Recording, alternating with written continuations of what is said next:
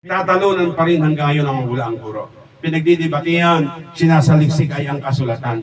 Ngayon, ang sabi ng Panginoong Jesus, sinasaliksik niyo ang kasulatan sa paniniwalang dito'y matatagpuan ninyo ang buhay na walang hanggan.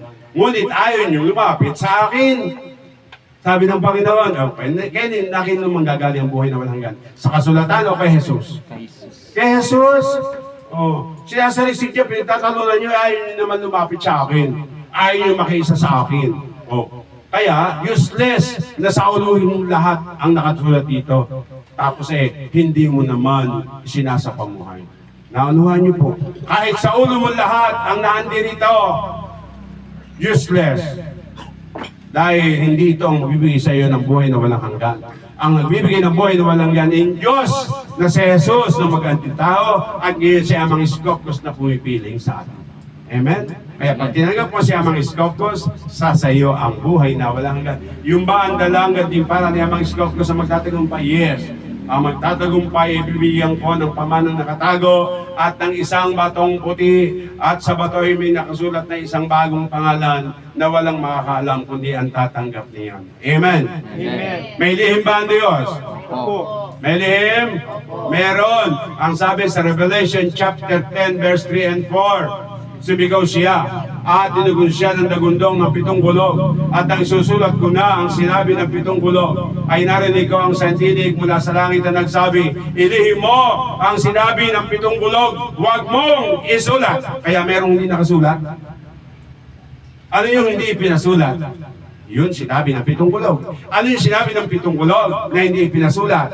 Ang sabi sa aklat ng Juan chapter 16, verse 13, pagdating ng Espiritu Santo, tutulungan niya kayong maunawaan ang buong katotohanan. Magwiwika siya ayon sa kanyang narinig at ipapahayag ang mga bagay na darating. At sinabi niya mga iskopos, ang dumating na bago ay ang kanyang bagong pangalan. At ang bagong pangalan, ito yung iskopos na sinagyaw ng 7 kulog. Isinigaw ng 7 kulog, katinugo ng 7 kulog. Natindihan niyo po?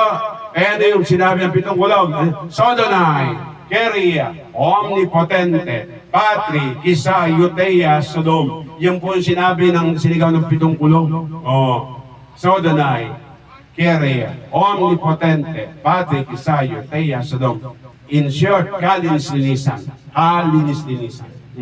Ako ang Diyos, kagalang-galang, kataas-taasang Ama sa pasimula hanggang wakas. Alpha at Omega. Sabi ni Jesus, ako ang Alpha at Omega. Sabi po rito, sabi ni Jesus, darating na ako, dala ko ang mga gantimpalang ibibigay sa bawat isa ayon sa kanyang ginawa. Ako ang Alpha at ang Omega, ang una at ang huli, ang simula at ang wakas. Amen? Ama sa pasimula, Espiritu sa pasimula. Ama hanggang wakas, amang iskopos, Espiritu pa rin siya. Dahil ang Diyos ay Espiritu. At nakasulat sa aklat ng Juan chapter 4,